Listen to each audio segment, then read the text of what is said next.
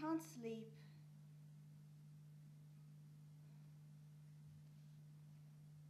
There's no moon.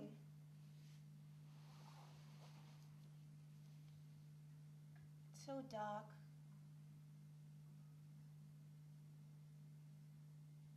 I think I'll go downstairs and walk about.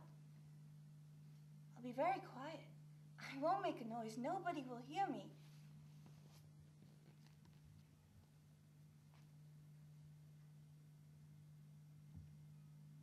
It's so dark, and I know everything is more silent when it's dark. But I don't want anyone to know I'm moving about in the night. I don't want to wake my father or mother. They're so tired. They've given so much of their life for me, for my brothers.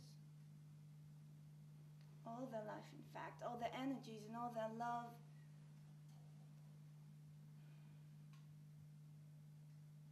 They must sleep in peace and wake up rested. I must see that this happens. It is my task, because I know that when they look at me, they see that I am all they have left of their life.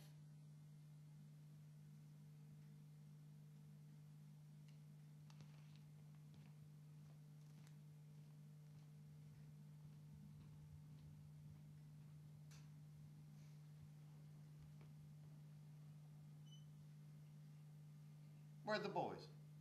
Have you found them? I'm trying. You've been trying for weeks and failing. It's enough to make the cat laugh. Do we have a cat? We do. Is it laughing? Fit to bust. What at? Me, I suppose. Now, why would your own dear cat laugh at you? The cat was your darling kitten when she was young, and so were you. The cat you have so dandled and petted and loved. Why should she? How could she laugh to her master? It's not remotely credible. But she's laughing at someone. She's laughing at me. At my ineptitude. At my failure to find the boys. At my failure to bring the boys to their father's deathbed. That's more like it. You are the proper target for a cat's derision. How I loved you. What a wonderful woman you were. You had such a great heart. And you still have, of course. I can hear it from here, banging away. Do you feel anything? What do you feel? Do you feel hot or cold? Or both? What do you feel? Do you feel cold in your legs? Or hot? Or neither cold nor hot? What about your fingers? What are they? Are they hot or cold? Or neither hot nor cold? Is this a joke? My God, she's taking the piss out of me. My own wife. On my deathbed. She's as bad as that fucking cat. It may be my convent school education, but the term taking the piss does leave me somewhat nonplussed. Nonplussed. Nonplussed. You've never been nonplussed in the whole of your voracious, lascivious, libidinous life. You may be dying, but that doesn't mean you have to be totally ridiculous. Why am I dying anyway? I've never harmed a soul. You don't die if you're good. You die if you're bad. We girls were certainly aware of the verb to piss. Oh yes, in the sixth form, certainly. I piss, you piss, We she girls. pisses. Christ. But the term taking the piss, however, was not known to us. It means mockery. It means to mock. It means mockery. Mockery. Mockery. Really? How odd. Is there a rational explanation to this? Rational. Rationality went down the drain donkeys years ago and hasn't been seen since. All that famous rationality of yours is swimming about in waste disposal teardology. It's burping and farting away in the cesspit forever and ever. Now that's destiny speaking, sweetheart. That was always the destiny of your famed rational intelligence, just to choke to death in sour cream and pig swill. Oh, do calm down for goodness sake. Why? Why? What do you mean? Brother. Brother, And how is my little brother? cheerful though gloomy, uneasily poised. All will be well, and all manner of things shall be well. What kind of holiday are you giving me this year? Art or the beach? I would say a man of your caliber needs a bit of both. Oh, nothing of either. It is very important to keep your pecker up. How far up? Well, for example, how high is a Chinaman? Quite. Exactly. You were writing poems when you were a mad child, isn't that right? I was writing poems before I could read. Listen, I happen to know that you were writing poems before you could speak. Listen, I was writing poems before I was even born. So you would say you were the real thing? The authentic article. Never known the undersold. Precisely.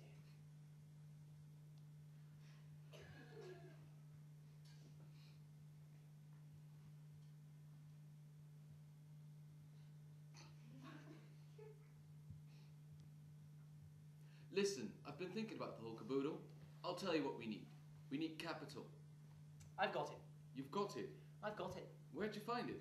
Divine right. Christ! Exactly. You're joking. No, my father weighed it up all carefully the day that I was born. Oh, your father. Was he the one who was sleeping with your mother? He weighed it all up. He weighed up all the pros and cons, and then, without further ado, he called a meeting. He called a meeting of the trustees of his estate, you see, to discuss these pros and cons. My father was a very thorough man. He invariably brought the meetings in on time and under budget, and he always kept a weather eye open for blasphemy, gluttony, and buggery. So he was a truly critical force.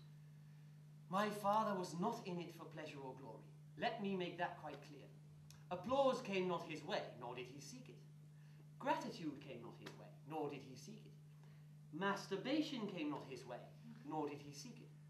I'm sorry, I meant approbation came not his way. Didn't it really? Nor did he seek it. I'm sorry, I'd like to apologise for what I can only describe as a lapse in concentration. It can happen to anybody. My father adhered strictly to the rule of the law. Which is not a very long way from the rule of thumb. Not as the crow flies, no. But the trustees, I take it, could not by any stretch of imagination be described as a particularly motley crew. It's neither motley nor random. They were, however, kept under strict and implacable scrutiny. They were allowed to go to the lavatory only 1.5 times per session. They evacuated to a time clock. And the motion was carried? The motion was carried 9 votes to 4, the Jorrocks abstaining. Not a pretty sight by the sound of it. The vicar stood up, and he said that it was a very unusual thing, a truly rare and unusual thing for a man in the prime of his life to leave without a codicil or a reservation his personal fortune to his newborn son, the very day of that baby's birth, before the boy had had a chance to speak a few words, or aspire to the unknowable, or cut for partners, or cajole the japonica, or tickle his arse with a feather. Whose ass? It was an act, went on the vicar, that for sheer undaunted farsightedness, unflinching moral resolve, stern intellectual vision, classic philosophical detachment, passionate religious fervour, profound emotional intensity, and blood-tingling spiritual ardour stood alone. Tantamount to a backflip in lotus position. It was an act, went on the vicar, without a vestige of lust, but with bucketfuls of amount of lustre. So the vicar was impressed. The only one not impressed was my Uncle Rufus.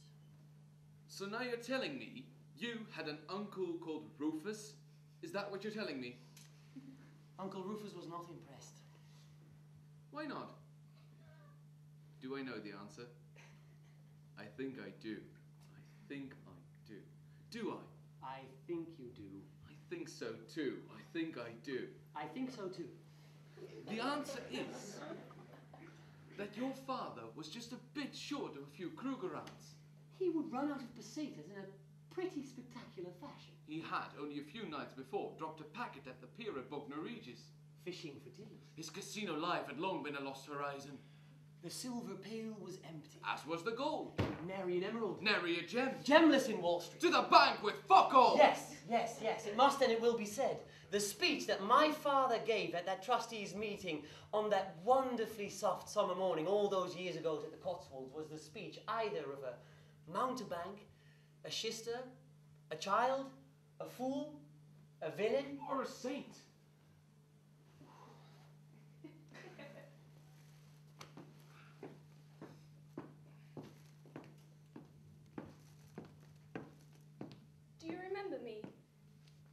your mother's best friend. You're both so tall. I remember you when you were little boys. And Bridget, of course. I once took you all to the zoo with your father. Do you remember? I used to come to tea with your mother. We drank so much tea in those days.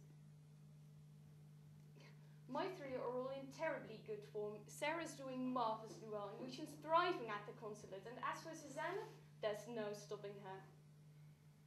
But don't you remember the word games we all used to play? And how we'd walk across the common? That's where we met Ralph. He was refereeing a football match. He did it, I don't know, with such aplomb, such command, and your mother and I were so impressed. He was always ahead of the game. He knew where the ball was going before it was kicked. Osmosis. I think that's the word. He still is osmotic as anyone I've ever come across. Much more so, of course. Most people have no osmotic quality whatsoever. But, of course, in those days, I won't deny it, I had a great affection for your father. And so had your mother for your father. Your father possessed little in the way of osmosis, but nor did he hide his blushes under a barrel. I mean, he wasn't a pretender. He did not waste precious time. And how he danced. How he danced. One of the great waltzers. An elegance and grace long gone. A firmness and authority so seldom encountered. And he looked you directly in the eye, unwavering, as he swelled you across the floor. Oh, a rare gift. But I was young in those days, and so was your mother. Your mother was marvelously young, quickening every moment. I must say, particularly when I saw your mother being swirled across the floor by your father, I felt butts breaking out all over the place. I thought I'd go mad.